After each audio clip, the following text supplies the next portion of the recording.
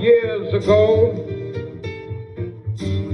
a great American in whose symbolic shadow we stand today signed the Emancipation Proclamation. This momentous decree came as a great beacon light of hope to millions of Negro slaves who had been seared in the flames of withering injustice. It came as a joyous daybreak to end the long night of their captivity. But 100 years later, the Negro still is not free. 100 years later, the life of the Negro is still sadly crippled by the manacles of segregation and the chains of discrimination. 100 years later, the Negro lives on a lonely island of poverty in the midst of a vast ocean of material prosperity. 100 years later, the Negro is still languished in the corners of American society and finds himself in exile in his own land. And so we've come here today to dramatize a shameful condition. In a sense, we've come to our nation's capital to cash a check. When the architects of our republic wrote the magnificent words of the Constitution and the Declaration of Independence, they were signing a promissory note to which every American was to fall heir. This note was a promise that all men, yes, black men as well as white men, would be guaranteed the unalienable rights of life, liberty, and the pursuit of happiness. It is obvious today that America has defaulted on this promissory note insofar as her citizens of color are concerned. Instead of honoring this sacred obligation, America has given the Negro people a bad check, a check which has come back marked insufficient funds.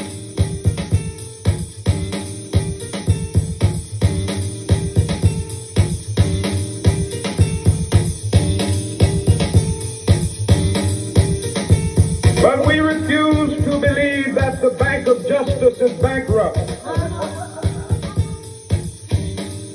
We refuse to believe that there are insufficient funds in the great vaults of opportunity of this nation. And so we've come to cash this check, a check that will give us upon demand the riches of freedom and the security of justice.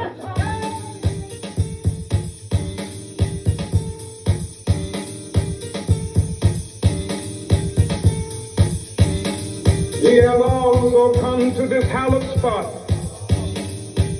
to remind America of the fierce urgency of now. This is no time to engage in the luxury of cooling off or to take the tranquilizing drug of gradualism.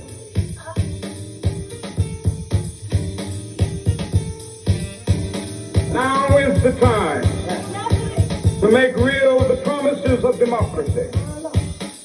Now is the time to rise from the dark and desolate valley of segregation to the sunlit path of racial justice.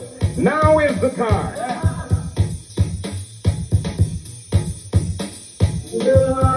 From the quicksands of racial injustice to the solid rock of brotherhood. Now is the time.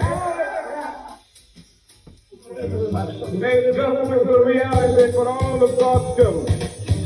It would be fatal for the nation to overlook the urgency of the moment. This sweltering summer of the Negro's legitimate discontent will not pass until there is an invigorating autumn of freedom and equality. 1963 is not an end, but a beginning. Those who hope that the Negro needed to blow off steam and will now be content will have a rude awakening if the nation returns to business as usual.